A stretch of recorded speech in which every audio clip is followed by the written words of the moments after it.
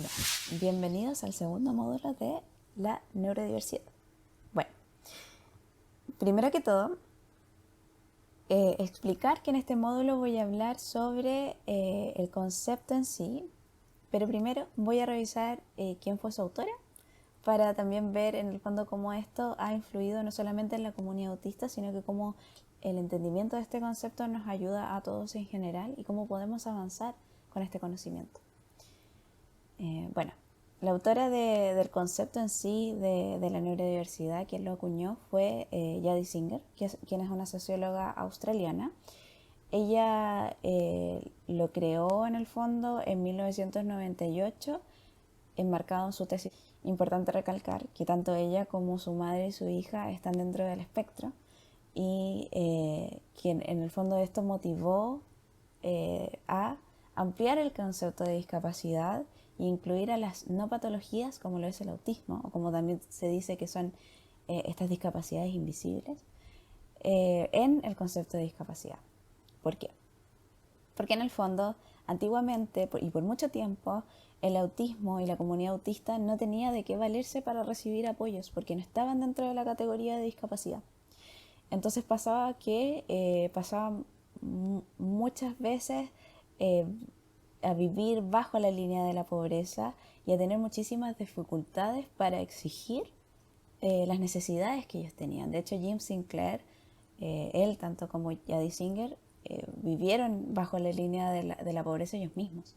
Entonces se vieron en mucha necesidad y Jadis Singer en el fondo genera este concepto para ampliar la discapacidad y en el fondo poder hacer esta comunidad más grande para luchar por los derechos civiles de las personas y de la comunidad en sí. Ella se basó en lo que tiene que ver con el movimiento por los derechos de la mujer y también fuertemente en lo que es el movimiento LGTB. Y tiene que ver con eso, en el fondo, con movilizarnos a exigir políticas públicas que brinden apoyo a las familias y a los individuos autistas. Ahora, al pasar de los años, en el 2006, una organización que toma fuertemente el concepto de la neurodiversidad y que también va por este tema de ir por los derechos de las personas con discapacidad.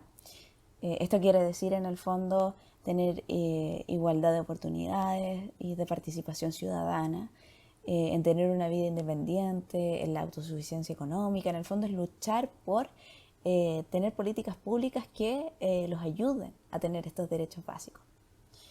Y en el fondo esta organización que se genera, que se llama ASAN, se genera en 2006, que es Autistic Self Advocacy Network.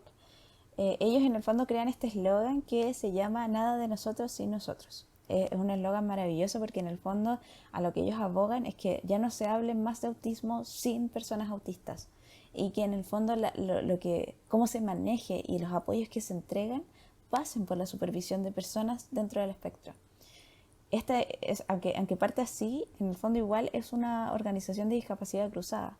Eso significa que también incluyen a otras discapacidades, por decirlo de cierta forma, como lo es el déficit intelectual.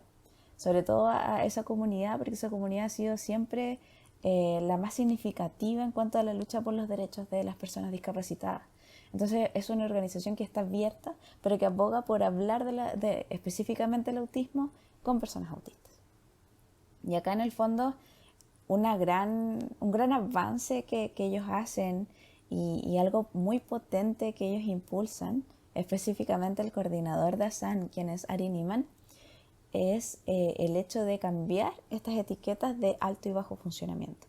Por mucho tiempo, en el fondo, incluso hasta ahora, las personas cuando hablan del diagnóstico hablan en el fondo, esto de que se confunden un poco, de que antiguamente estaba el síndrome de Asperger, de que antiguamente también estaba el TGD, estaba el síndrome de Rett, y la verdad es que se genera este cambio en donde todo se transforma en un espectro y en donde ya no hay niveles de funcionamiento, sino que cómo se evalúa en el fondo el tema del autismo es a través de los niveles de apoyo. ¿Por qué? Porque en el fondo cuando nosotros hablamos de alto funcionamiento y bajo funcionamiento, cuando hacemos esa dicotomía en la comunidad, en el fondo estamos haciendo eso, estamos separando esa comunidad por un funcionamiento alto y uno bajo. O sea, en el fondo lo que tú estás diciendo es que esa persona autista funciona altamente o que funciona muy parecido a lo que es la normal. Y la verdad es que cuando tú le dices eso a una persona autista, la persona autista no se siente que funciona altamente. O sea, muchas veces ellos tienen, por ejemplo, discalculia o en el fondo dispraxia o ciertas, en el fondo, debilidades y diferencias de su desarrollo que los lleva a requerir apoyos. Y el hecho de que tú digas que una persona funciona altamente, lo que estás diciendo en el fondo es que no necesita esos apoyos. O en el fondo estás como eclipsando ese hecho de que igual lo necesitan, igual necesitan una reestructuración del ambiente, sobre todo sabiendo que como nosotros manejamos el mundo y cómo está estructurado, no está estructurado para todos. La verdad es que es muy neurotípico céntrico. Hay muchas cosas que yo nombré en el módulo anterior que tiene que ver con esto de las luces brillantes de los centros médicos. Muchos factores que en el fondo dificultan mucho la vida de una persona que tiene diferencia en su procesamiento sensorial o en su movilidad. Entonces, entender que las personas no tienen un alto funcionamiento o bajo funcionamiento, sino que todas requieren apoyo. Y con el bajo funcionamiento en el fondo es peor, porque en el fondo muchas veces se habla de la comunidad no hablante como de bajo funcionamiento por el tema de que no está el habla. Y la verdad es que yo quiero recalcar desde ya que no exista el habla o que no esté esa forma de comunicación, no significa que la persona no entienda el lenguaje verbal. Por eso también se evita decir no verbal y se dice no hablante, como haciendo ese énfasis en que es el habla de la persona, pero que no significa que no entienda las formas verbales, ni que tampoco pueda pensar, no significa que no tenga conciencia de su entorno, ni tampoco significa que no tenga algo que decir al respecto, o que no pueda reflexionar, o que no tenga sentimientos de cómo tú y opiniones sobre cómo tú tratas a esa persona. Entonces es súper importante entender que también el término y la etiqueta bajo funcionamiento lo único que hace es dejar a la persona como si fuera menos, como si funcionara menos, y la verdad es que es una forma diferente, no es menos.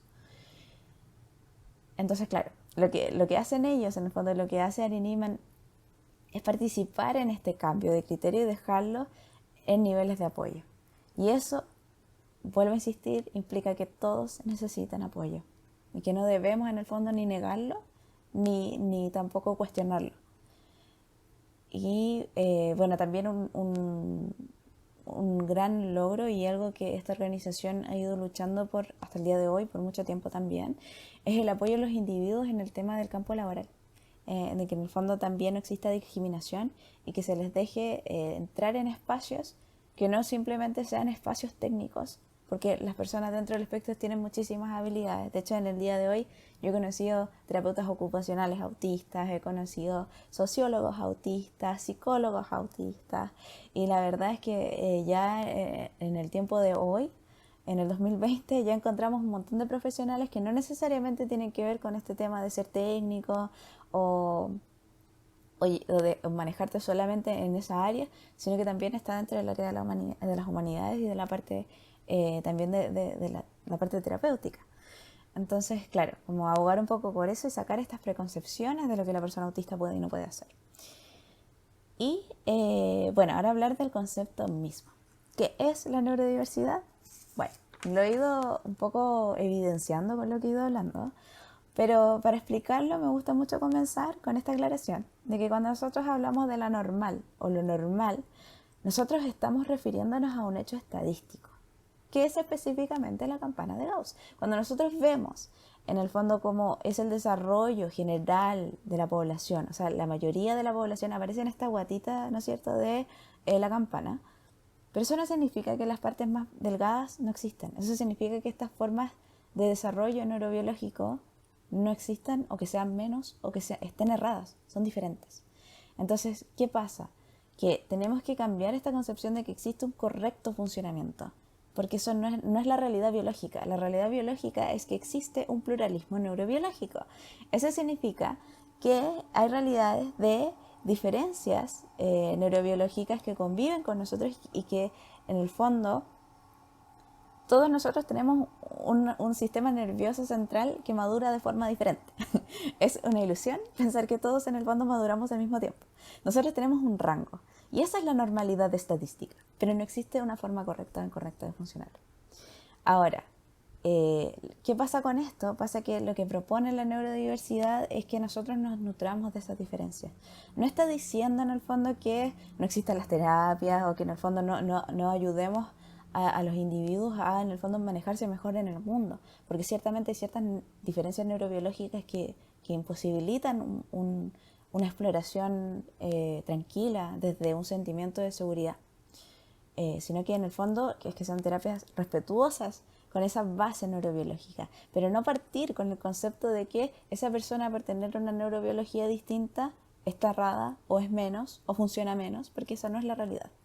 La realidad es que es una persona diferente y que en el fondo esto también amplía nuestra forma de ver nuestra propia humanidad. O sea, es muy importante entender que muchas veces el modelo biomédico eclipsa este tema de entender otras realidades, de encontrar válidos otras experiencias humanas. Y la verdad es que es súper interesante, o sea, como una persona no hablante ve el mundo, o como una persona que tiene también diferencias sensoriales desde el área visual del mundo, también nos puede entregar una retroalimentación súper positiva.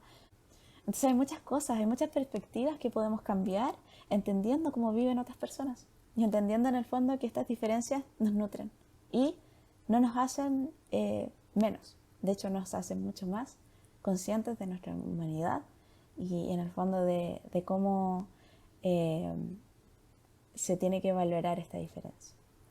Así que eso. De aquí en adelante yo también los invito a tener esta misma mirada. La verdad es que por eso yo baso mi práctica clínica en esto y encuentro que es tan importante entregar este mensaje y hago estos videos porque lo encuentro tremendamente poderoso y tremendamente justo. Así que eso es lo que quedamos hasta el día de hoy. Los próximos módulos iré viendo aspectos relacionados como lo que ya he ido adelantando, que es el modelo social de discapacidad, que tiene que ver con cómo estructuramos el mundo. Así que eso, nos estoy viendo.